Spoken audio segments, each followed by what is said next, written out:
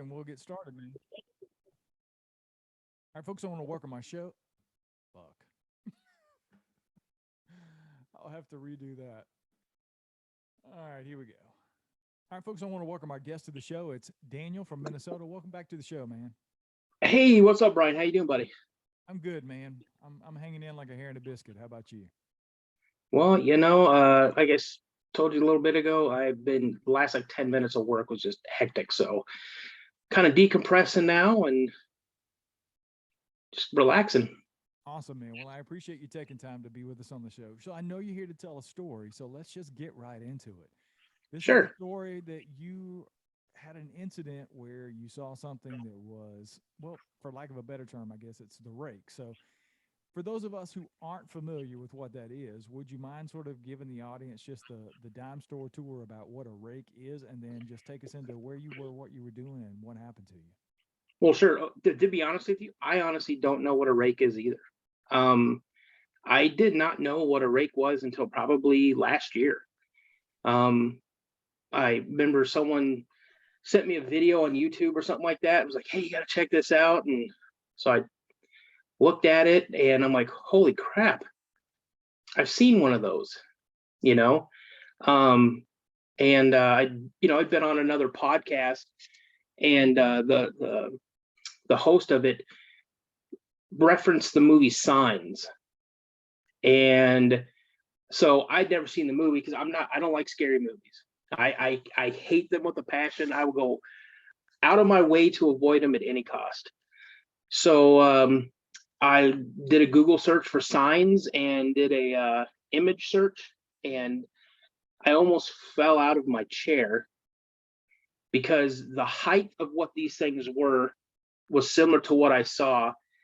And then he had posted a picture that someone had sent him on his Instagram. And I went to his Instagram while I was talking to him, and it was about 99% what I saw.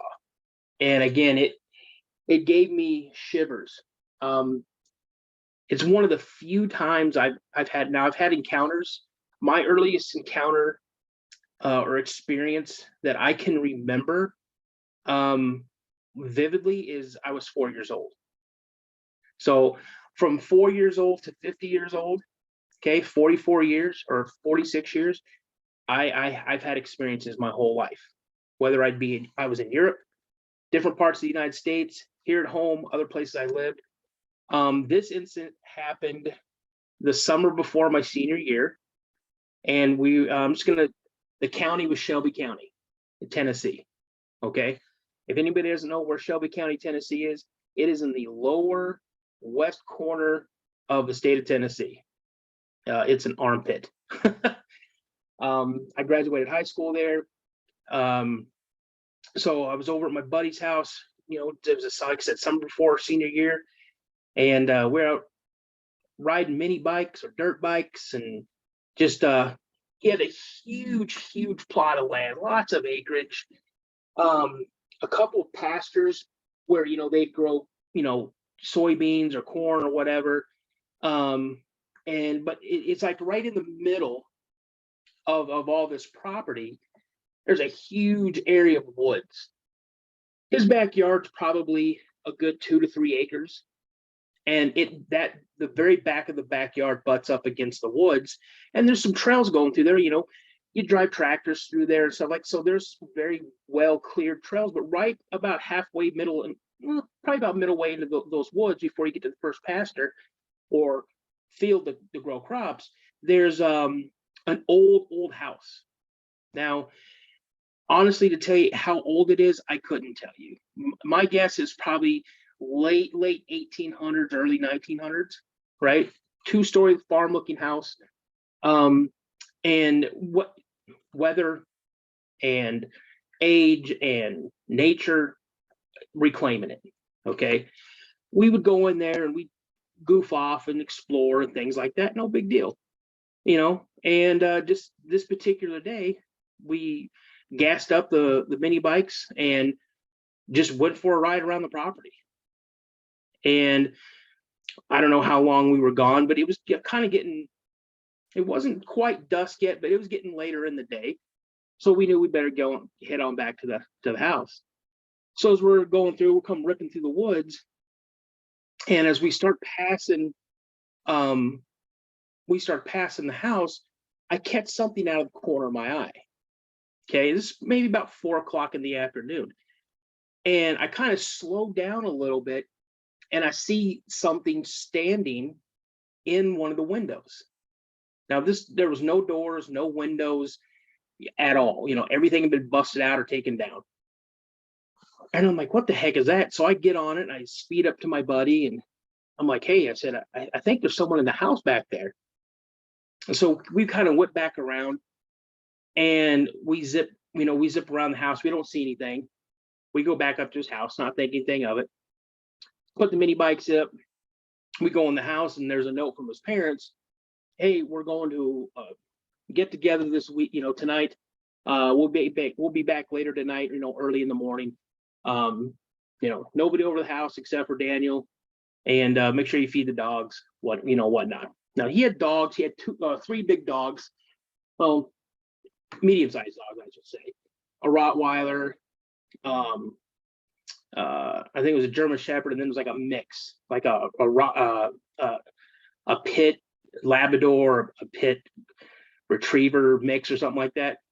And they're just country dogs. They wander all over where they can wander. If you live out in the country, you know what I mean. So we were, just kind of messing around and just goofing off for a little while. And it got dark, and so we started making some dinner. And I'm sitting in the living room, and I'm just sitting back in one of the chairs, and there's like a end table that's right to my right with a lamp on it, and there's a window that's a little bit forward of the table, the end table, like on the wall. And I'm kind of looking at the TV that's kind of off to the left a little bit, and I hear this noise, like this scratch, and I'm like, what the heck is that? So I thought it was the TV, something. So I turned the TV down, and I'm like, well, maybe it's one of the dogs trying to get in the door. So I yelled at my buddy, I'm like, hey, is it one of the dogs scratching at the back door? He's like, no. And I hear the scratch again, and I look, and I see this face, this white face, looking into the window. Okay, it wasn't pressed up. It was maybe a couple inches away from the window. And I'm not even gonna say I hollered, man. I screamed. Okay, I'm not even pretending I was a manly man at 17 years old.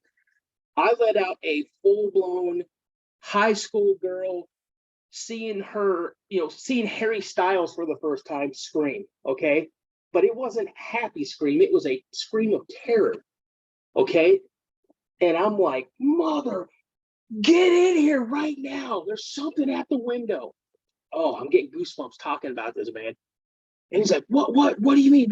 Oh man, I'm getting shivers. And I go, it's at the window, it's at the window. And he goes and he presses his face up against the window. And I grab him and pull him back because I didn't know what it was. And he's like, dude, I saw something take off on the side of the house. So we run to his bedroom. We both get shotguns. Okay. Now, I could say, oh, it was a Remington 870, or it was a Mossberg. I don't know what it was, man. All I know, it was a shotgun. It was 12 gauge. If I saw it today, I could tell you what it is. But at the time, it didn't matter. We grabbed each a box of shells. Okay. More than likely, it was birdshot. I like to say, oh, I'm certain that we grabbed double aught or we grabbed slugs. It was probably birdshot, honestly, that we used to shoot dove and stuff like that with, right? We didn't care. We loaded up as much as we could. We had shells in our pockets. On the way out, we went through the utility room, grabbed flashlights. As we head out the back door and down off the porch, we hear his dogs losing their shit. They are down. We can't see them. We've got the lights on the back part of the house on. We can't see the edge of the backyard, but we know that's where they're at. So we go running down there, right? We got flashlights going, and we start calling them for them. Like, come on, boys, come on. And these dogs were really super mellow dogs. I mean, I've seen coyotes run through the backyard out into the woods, and they just, yeah, there goes a coyote. I've seen foxes take off through the raccoons, whatever, rabbits. Yeah, well, there you go. But these dogs were right. They were probably a good 25 feet from the edge of the woods. They weren't right at the edge of the woods. They were back some. The back of their hair on the back of their necks and back was all standing up. And these dogs were like, come on, come out in this yard and see what happens. We mean business. So the closer we got and we're hollering for them, they're still, they're still out there. We come up at them and we hear this growl or something come from the woods. And we're like, what the hell is that?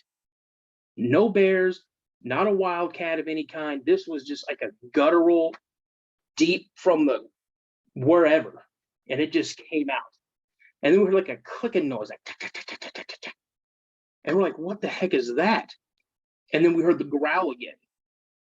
So we're coaxing the dogs back. I grabbed one by the collar and we're pulling them away, trying to get them. It took us about 10 minutes, it seems, to get them back up into the house. And the dogs, like I said, were farm dogs. They never slept in the house. They slept out in the barn. But these dogs, when we heard this scream as we were halfway up through the backyard towards the house, these dogs took off to the back porch. We gave chase. We jumped up the stairs. I think we went from the ground to the top of the porch. I think we jumped all 4 steps up onto the back porch, barreled through the back door, started locking everything, pulling blinds down, locking doors, locking windows, and we slept in the living room. And the next thing we knew, we hear his dad coming through the front door like 3 o'clock in the morning. The TV's still on. We got shotguns laying next to us. We're laying there and sleeping bags, and we've got these 3 big farm dogs who are dirty and smelly in the house, laying pretty much on top of us. And he's like, what the hell's going on? Why are the damn dogs in the house?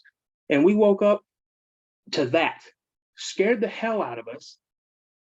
And his mom's like, why are the dogs in the house? And we started talking to him. We're like, listen, this is what we saw. This is what we heard. The dogs were losing their mind. And his dad's like, okay, well, we'll go out there in the morning. We'll see what's going on. So my buddy and I, we didn't go to sleep. My buddy would not let his dad kick the dogs out of the house. He's like, these dogs ain't going out in the house. The next morning, well, a few hours later, I should say, his dad gets up and he's like, all right, show me what you saw. Where did you see it? So we told him what window it was at. We weren't going to go outside. So he goes out and he looks around and he comes back in. He goes into his office and you hear him open up his gun safe and he pulls out his AR-15, couple magazines, and he goes, come on, let's go out to the woods. So we get in the back of a truck, the old farm truck, and we put the dogs up there with us. And we drive down, and he doesn't wait at the edge of the woods. He drives right up to the house. And we're like, what are you doing? Well, the dogs wouldn't get out of the truck. We had shotguns. He had an AR-15. We jump out of the truck. The dogs would not come out of the back of the truck. So we just kind of walked around outside a little bit. Me and my buddy, we were like Siamese twins. We were attached at the hip, and his dad, goes stomping up on the front porch and in the house. He starts looking around and he's like, Daniel, what window did you see it at? I said, back up at the house or here? He goes, here. And I pointed to the window because I wasn't going to go in the house. I said, it was right there in that front window. And he starts looking around. He's like, all right. So we get in the truck. So we go back up in the truck, take off back to the house. He starts making some calls. Next thing you know, up comes this truck, this big semi with a excavator. And he drives it right on down through right down through. And they take the excavator off the back of the off this trailer. And that day they leveled that house.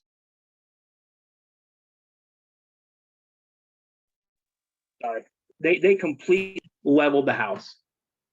And from that day on, I've been in contact with him, a few times over the years, and it's something he doesn't really talk about.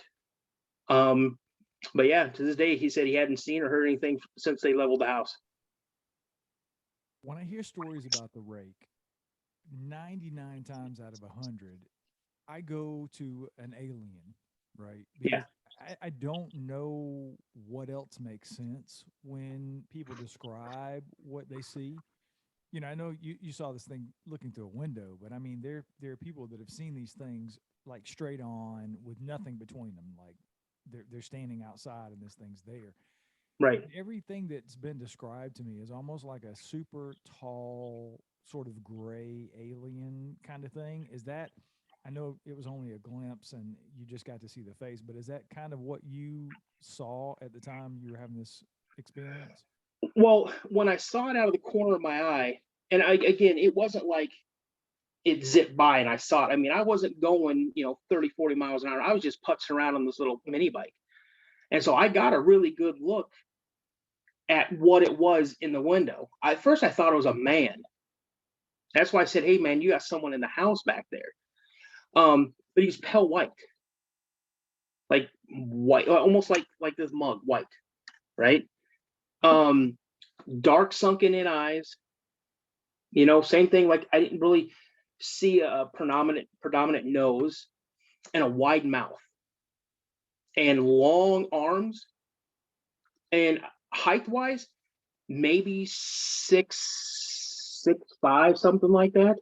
Now I'm only 5'9", so 6'5", 6'6" to me looks like a giant.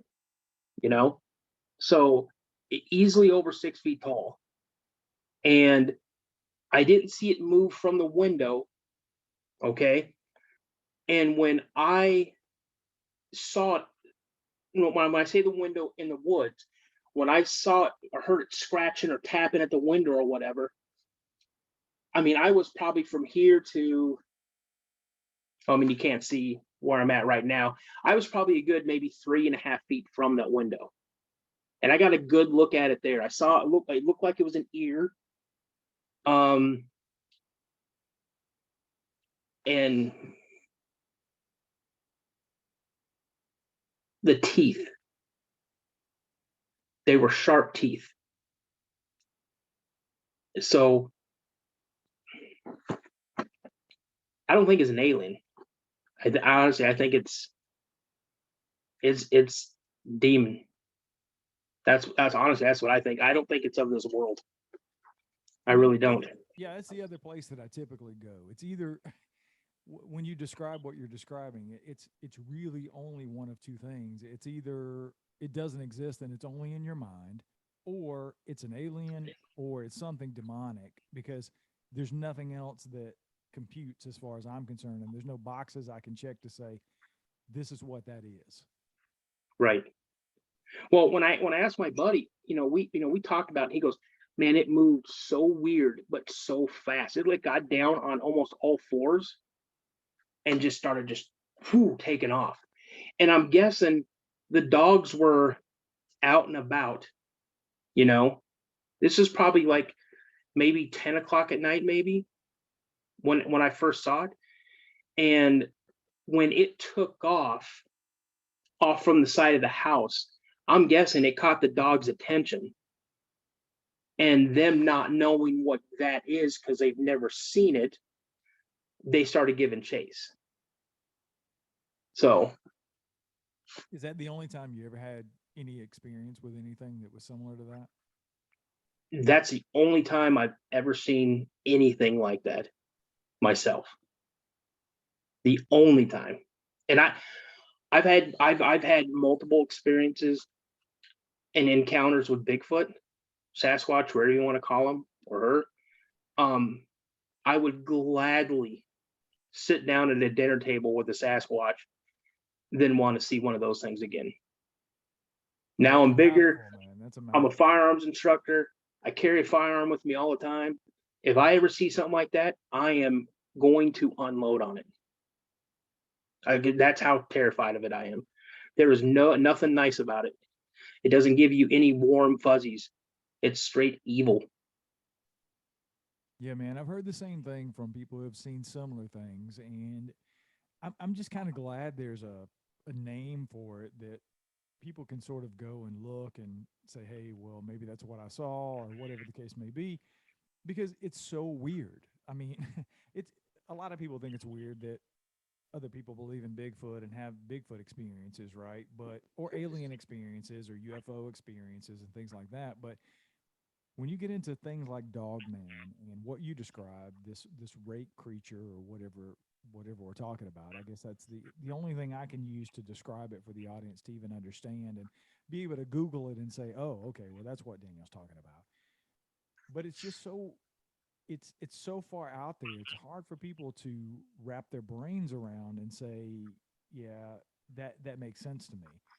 But it's through things like this and you coming on the show and sharing your experiences that people learn, and maybe somebody else has seen that or something similar to that, and they're realizing at this moment as they're listening, I'm not the only person that's seen that, right? Right, right. And like I said, I didn't know what to call it up until a few years ago. So, Definitely interesting so stuff, man. oh yeah, for sure. Like I said, that's not the only type of experience I've had. Living, overseas, being in the military, you see things, you experience things. So, and like I said, I told you the last time I was on, um, I'm writing down all of my everything that I can remember, or, and it's really weird, you know, like I said, I was on another podcast and I hadn't really had any significant experiences, but after I spoke about some of the experiences that I had, it seems like things just started kicking up. And I actually had to call him back. I'm like, hey, since our last conversation, bro, a crap has been happening. So, so I kind of hope it doesn't happen after I talk to you. I mean, it's been kind of chill lately. I hear footsteps all the time in my house.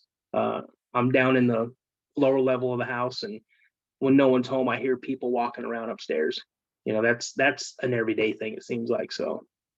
You're definitely not the first person to say that to me, because I've had other people on the show talking about some of the more paranormal things, and they're like, after I talked to you, it had been really quiet, and then all of a sudden, it's ramping up again. So, for your sake, I hope that's the case, and you don't have an experience with a rake anytime soon, because that doesn't sound like a very pleasant experience at all. Right. That's something I don't want to deal with. I mean, is there anything else you want to know, or Well, what else have you had as far as other experiences outside of the rake and Bigfoot that you can share? um? Well, I've been listening to you all day today, and um, I've had one UFO experience. It wasn't anything crazy, and I can't say definitively that it was a spaceship from outer space. It was just very, very weird. I was in Washington State at the time. I was a junior in high school. I moved around a lot. My parents were divorced when I was young, so if I didn't like what was going on with one of my step parents, I'd move back with my mom or back with my dad. So, but this was in Washington State, and we lived on the lake. My dad, and this is when he was single one of the few times, and so it's just bachelors. And I had a girlfriend, and we went down to the boat dock, and it was probably about 11:30, midnight, something like that. And I mean, we were stargazing, and um, I just started feeling like this electricity in the air. And I mean, oh look, it's young love. I mean, no, it was not that type of physical electricity. I just really, I just felt it, and then I heard this like loud humming noise, and I'm like, what the heck is that? And I look, because our heads were facing where my house was, and we had woods off to the left of us. And I look up and I see like this light, like almost like a searchlight. And I've been a fanatic of aircraft my entire life. Airplanes, helicopters, uh, blimps, whatever, zeppelins. I just loved them. And the only thing that I can describe it to is like the old movies. You hear the Zeppelin, or it's kind of like that humming noise when it's coming over very slowly. That's kind of what I thought I heard. I mean, that's what I thought it was. Then I see the searchlight, and it was just scanning the woods. And my girlfriend at the time started getting scared, so we took off and ran back into my house. Now, I slept up in a loft, so I had windows that overlooked the lake, and I could look down and I could see the living room and stuff like that. So as I'm looking out, we're both looking out these windows from my loft, we see the light go over to where we were just at. And then it goes out over the water a little bit, then it stops, shuts off, and then it's gone. And I'm looking up and trying to see if I can see anything, and I didn't see anything at all. But it's just really, really weird, you know? So this was back in 88, 87, 88. So I don't think, we might have had drones back then, but I very seriously doubt that the US military is going to use a drone, at 11:30, 12 o'clock at night, looking for two teenage kids stargazing on a boat dock. So that's pretty much the only UFO I've had. I've had a lot of paranormal. I've probably had more paranormal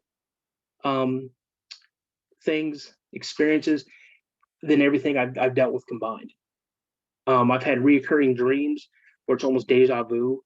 I've seen ghosts. I've been touched. You want me to tell you any one of those, or? Yeah, go Okay, ahead. sure. So when I was stationed in F.E. Warren Air Force Base, I was an Air Force security police officer, and I was a nuke cop. We worked around nuke. F.E. Warren Air Force Base used to be an old Strategic Air Command base. In order to work around the resources that I was working around, you have to have a thing called it an ERP, or a PRP, Personal Reliability Program, in order to work around these resources. Okay, they can pull your PRP status for anything, and when that happens, you're useless. You can't. You're pretty much probably picking up garbage on the base or whatever. Okay, so I know other cops that have had experiences, and we talk amongst ourselves. It's not, I just don't go, hey, guess what I saw last night, or guess what happened to me. So this particular night, it was late November, early December, snow on the ground, and I was a relief officer. I was police 5, and I was up at the front gate, was kind of talking around with some people, some of the guys working the front gate. And I just said, well, okay, you guys, anything, you know how to get a hold of me. So I went on my patrol. Now, on F.E. Warren Air Force Base, there is a cemetery.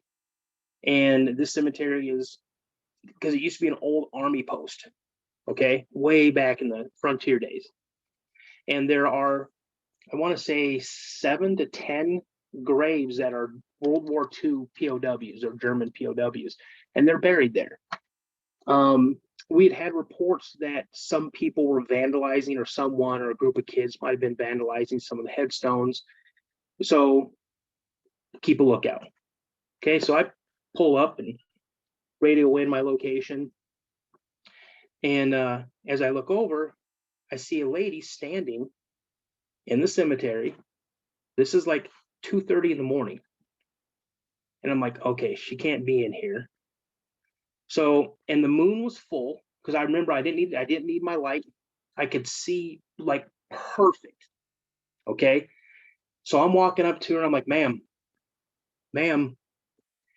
And I go, ma'am, you can't be out here. It's 2:30 in the morning. The cemetery's closed. Honestly, it's chilly. You're going to need to, get up out of here. Can I take you someplace? And she turned around and she tells me, shush. Right. And I go, ma'am. She goes, shh. And I go, ma'am. And about that time, like a gust of wind came out of nowhere. Okay. And it had just snowed not too long ago. So there was like loose powder on the ground, and it kicked up into my face. Okay. And I just got this chill wash over my body, like bone chilling coldness. And the next thing I remember, yes, the next thing I remember is I'm coming to over a radio check. Now, you were a police officer, so you know what a radio check is. They're asking my status. Okay. Copy, police 1, this is police 5, all secure. Okay. I go back to my cruiser, and it was like 15 or 20 minutes later. I have no knowledge of what had happened. I can't say that I saw her reach out and touch me or travel through me, but something happened. And to this day, even if I'm driving my truck down the road and I know there's a cemetery, I try to move as fast as I can by that cemetery because I want no part of that stuff. I'm a 300-pound plus man. Okay. One night up in my room, my wife and I are sleeping, and I get completely, now I'm laying on my back. Okay. Something grabs me by the left leg and pulls me completely off my bed to the point where it flips me completely over, and I land face first on the floor next to my bed. And my wife's like, honey, are you okay? I go, yeah, I slipped out of bed. And I just reached up and grabbed my pillow and pulled it down on the floor with me and just laid there for a second, trying to wonder what the hell happened. I've had marks. I've been scratched on my legs, scratched on my arm. I had an upside down cross scratched onto my arm. And I'm like, what the heck is going on? You know, I mean, in Germany, oh, we were a 2-man mobile patrol, and host nation was responsible for the majority of the security on base because where I was stationed was a German Air Force base, and their 2-man teams, unfortunately, had to be on foot. So regardless, rain, snow, whatever, they're out hoofing a certain area on foot. While we get to drive around a nice German combi, and if you don't know what that is, it's like a Volkswagen bus, a little Volkswagen van, And so we're zipping around in this area, and out of the corner of my eye, I see this flashlight flash us. And I'm like, I tell my team leader, I'm like, did you just see that? And he's like, oh, what? I go, man, whip a shitty, because someone just hit us with a flashlight. And so we go back, and he pulls up and he hits the brights. Well, out comes our host nation counterparts. And they're not walking to us. They're at a dead sprint. And we hear them open the door. So we open up the side door, and they both just dive in. Go, go, go, go, schnell. And we take off, right? And we're like, what's going on? And one kept saying there's a phantom in the woods. Now, if you've ever been overseas, German Air Force bases, they're not like United States Air Force bases. They don't completely strip the land of all vegetation. They have beautiful forests throughout their bases. Okay. And he said, there's a phantom in the woods. And we're like, what do you mean? So my team leader and, me, here we are, we're Americans, we're tough, we whip back around, and these guys are like, no, halt, stop, don't go. And we pulled right up, and we hit the brights, right? And like, just stay in the vehicle, we'll go check it out. Because this is an area where no one's supposed to be in. If you're a civilian, you're going to get in a lot of trouble. We will jack you up and drag you behind a combi to arrest you. We don't give a crap. You have no business being in this area, right? Restricted area. So I get out, jack around, we're ready to rock and roll. And I get about 5 steps inside the woods. And I look at my team leader, I'm like, we need to get the hell out of here. Something doesn't feel right. And I went to pucker factor 10 real quick because I knew something was not right. And so He's like, what Hamilton? What's going on? I go, bro, I'm telling you, I'm not taking one more step into these woods. If we're gonna run into something that's not good in these woods. Like what, an animal? I go, dude, I don't know what it is. Let's just go. So I start backing out, and we're like doing a bounding overwatch backwards. I'd move back 10 steps, he'd watch. He'd move back 10, past me 10 steps, I'd watch. Honestly, if it was a ghost or phantom or whatever, it's a rifle's not going to do anything to it. But at that time, you're not thinking. Your training kicks in automatically because you don't know what danger lies ahead of you. So every bit of training you have gets kicked into motion. We get back to the vehicle, and both our German host nation counterparts, they have their rifles pointing out the windshield. Okay, so they would have blasted the windshield out, and they're covering us as we're covering each other back to the combi. I get in, he gets in, and we take off, and we take these guys back to their little rally point or wherever they go, and they were shooken up. I mean, and from what they were saying, what we could get out of them was they were walking by that area, and they heard, "Psst, kommen Sie hier, kommen Sie hier," which is in German, hey, psst, come here, come here. And something showed itself to them, and they took off running and dove in the bushes and hid. And I mean, their radios, I mean, these poor guys, you understand, these guys are conscripts. Okay, they're not professional military. They have to serve 2 years. If they want to go beyond 2 years, then they become a professional, military person. But a lot of these guys, longer hair all up down on their ears, mustaches, looking like Tom Selleck, and just they're dressed in appearance. It looks like they sleep in their uniforms. So these guys were legitimately. I know fear, and I know terror, and these guys had nothing short of terror on their faces. And so we went back and talked with their duty officer, and he's like, "Oh yes, we hear these stories all the time." We're like, "Oh, all the time." There's been times where it got so foggy there, we would hear like prop engines, like piston driven airplanes fly over, like World War II planes flying over, at like 1 o'clock in the morning. Or we'd hear, I mean, I can definitely hear a plane and know, okay, that's not a modern plane. That's an older plane. It's either a B-25 or a B-17. I can literally tell what kind of plane it is.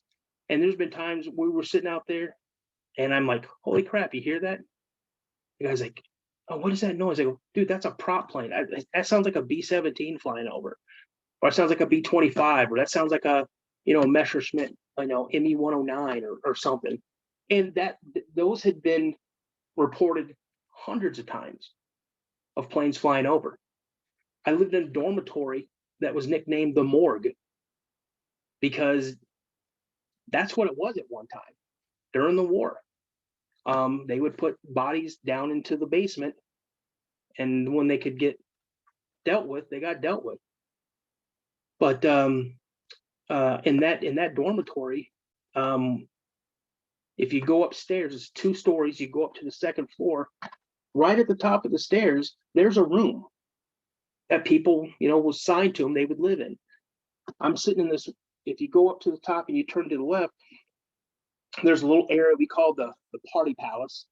It was like 4 dorm rooms, and it was a neat little area. And we packed like 15, 20 people into the little hallway area. And I'd always sit up in the windowsill, and we'd have we'd drink and listen to music and talk a bunch of trash. And I had just gotten off of a swing shift, and I'm still in my BDUs, my pants. I still got my t-shirt on. I got my boots on still.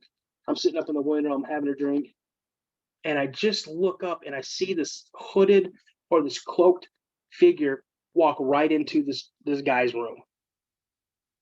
And I'm like, bro, hey, you better go check your room, man. You had a visitor you didn't even want. And at first, I wasn't really sure what I was seeing, you know. So we're all like, "Oh, the Phantom's in your room. The Phantom's in your room." He's like, "Shut up, guys, man. There ain't nobody in my room." And he goes, "It's unlocked." So, dude, someone walked into your room. So we all kind of stop real quick, and we go, and he goes and open up his door, and he's like, "The door's locked." Like, "What do you mean the door's locked?" He goes, "The door's locked."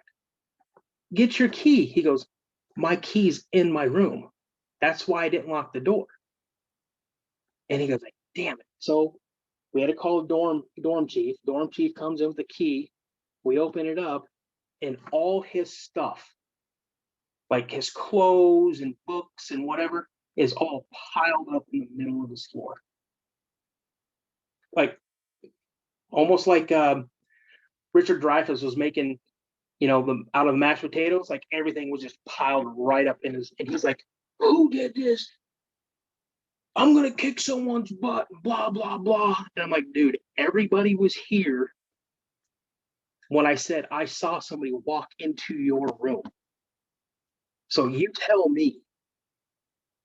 And same little area in the dorm.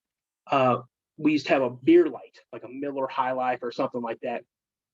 And it had gotten knocking off the wall. It didn't break, but we just took it down and we set it on the floor. And one of the guys who lived in that little area was sitting in his we called it his throne, but it was just a really nice chair. And he just sat that he was the only one allowed to sit there. If he caught you sitting there, he'd yoke you up out of the chair and kind of throw you to the floor because he's a pretty big guy. And this light started buzzing, bzz, bzz, bzz, flashing off and on, bzz, bzz, bzz, bzz. And he just looked at it and pointed. He goes, "Demons be gone," and it stopped. And we're like, "Oh!"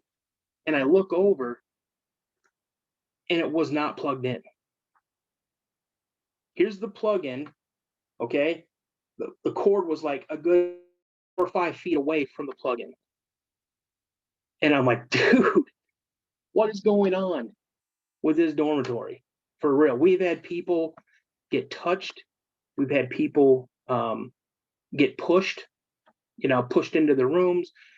We've had people with their dorm room doors open, the door just automatically slammed shut, things like that. Um, Things that happen here. Um, my nickname, my middle name's Anthony, so my name's Tony. There's been a couple nights here where I've been sleeping and I hear my nickname whispered in my ear, and it'll bring me right out of sleep. Um, I've felt someone sit on the edge of my bed, like not just lightly, like someone just, I'm just gonna cop a squat right here. I've felt fingers get dragged across the foot of my bed and then grab my foot. When that's happened, I've reached over, thinking it's my wife getting up to go to the bathroom, and nope, she's sound asleep, laying right next to me. Um, I have an oscillating fan next to my bed. And oscillating fans, you have to push this little button down to make it oscillate or pull it up to make it stop oscillating. Um, I sleep with it on. It'll just start oscillating. Just starts oscillating. I've had my ceiling fan turn off and on. The switch is still on, but the cord has been pulled to shut it off. My TV's turned on and off by itself. And I'm like, what the heck's going on? Now, I've had tragedy in my life. My dad passed away the Friday after Father's Day, 2014. 2016, my little brother died after Father's Day. He was 42 years old. And then my mom died 10 days before my brother's birthday in 2017. So he died in June of 2016. She died in April of 2017. My brother and I were extremely close. I've seen him in my house 3 separate occasions. It's always been in the same area. Like he's protecting us. And when I say my brother was a larger than life person, he was. He was a hulking, he was a hulk of a man. He stood, easily 6'3", 6'4", weighed in 300 plus pounds. And not only was he just physically, impressive, he was mentally impressive. Super smart, one of the smartest people I've ever known in my life. Spoke like 6 different languages, learned them on his own because he was bored, took classes like theology because he was bored. Very knowledgeable on just a ton of subjects. Could sit there and talk to anybody about anything. And was always my ride or die guy. The one person I knew that I could count on before I met my wife was my little brother. He would drop whatever he's doing and break his neck to try to get to me, and I miss him a lot, and I know he's with me. And when a lot of crazy things start happening here, I say, I rebuke you in the name of Jesus Christ. You're not welcome here. Leave this house. And if something starts ramping up again, I'm like, hey, bro, why don't you show up, man, and let these things know that they ain't welcome here. Give them the old little smack around, and he's always been. He waves to me, or he gives me a thumbs up, and it's rough, My stepson has seen things. He's seen like an arm reach around his doorway and try to feel for the light. He said he's seen a little short something in his doorway. So I know it's not my brother. He's super tall. We've all like 2 Christmases ago, I bought a brand new TV, Samsung 70-inch. The whole 4K. I just everything, right? Bought a brand new TV stand for it. I bought a TV stand bigger than I needed to, so it had plenty of room. We were watching hockey, and where we were sitting at our dining room table, my son and I, we moved the TV stand just a little bit out so we could both get a good view of it. It wasn't unstable or anything. Everything was level and perfect. And I looked up to see what the score was of a hockey game, and I watched the TV get pushed over. Like something was behind it and literally pushed the TV right off the stand. That was witnessed by everybody in the house, So, I mean, it's just tons of stuff, man. I could sit here and talk to you for hours and hours on stuff that I could go in chronological order from my earliest to my most recent. It's crazy. We'll definitely have to have you back, man. And I'm glad that, obviously, I hate that you've lost so many members of your family. My condolences, obviously, for the losses. But at the same time, I'm comforted in a way that you have the feeling and you know that your brother's there and you know that you can call on him when you have these kind of things going on. And I think, at the end of the day, that's the best that we can obviously hope for, is that when we leave, there is something else, and then we have the ability to look over our loved ones and be there to comfort. And I think that's at least something, right? Right. One thing real quick, I'll just, my stepdad passed away on, a month after his 60th birthday. Served 4 tours in Vietnam, just a hell of a guy. When I was going through my divorce, I was having a really hard time. And Thursday night before my divorce hearing, I got down on my knees and I prayed to God and, asked him to show me something relevant, to what I was going through. And I'm not a scholar of the Bible. And I flipped through the pages. Had my eyes closed. Now I have pictures of my daughter in there. I have ribbons in there. I have a letter that I wrote to my daughter and stuff like that. So if you fan through the book, it could open up at any one of those things, It's a bookmarker. Okay. And I stopped, pointed to a page, and put my finger on the page, and it was a scripture that was exactly what I was going through. Okay. And I said, thank you so much for being with me, and then, I just felt this little bit of comfort in me. Now, the house that I lived in, I slept down in the basement. My room was painted royal blue, like a dark royal blue. I had blackout curtains. I just love my room dark. Okay. About 3:30, 4 o'clock in the morning, you get that feeling that someone's watching you. Well, not only did I get the feeling that someone's watching me, but my room, I could see everything in my room. Like there was a light in my room. And when I rolled over, because I had my back to the door, when I rolled over in bed, my stepdad was standing next to my bed. And he told me, he's like, son, you're going to be okay. He's like, everything's going to be fine. He goes, you're strong. I just wanted to show up and let you know that I'm here for you and I love you and everything's going to be okay. And Brian, I'm telling you, it was so real that I put my feet on the ground, felt the carpet underneath my feet, and I stood up to hug my dad. That's how real it was. And the minute I stood up to put my arms around him, he vanished. But the light was still lingering a little bit. And I just stood there in disbelief. Okay. After that time, I went to court, won the divorce settlement, got full custody of my daughter. And I was coming home one day after a union meeting. And first I smelled him.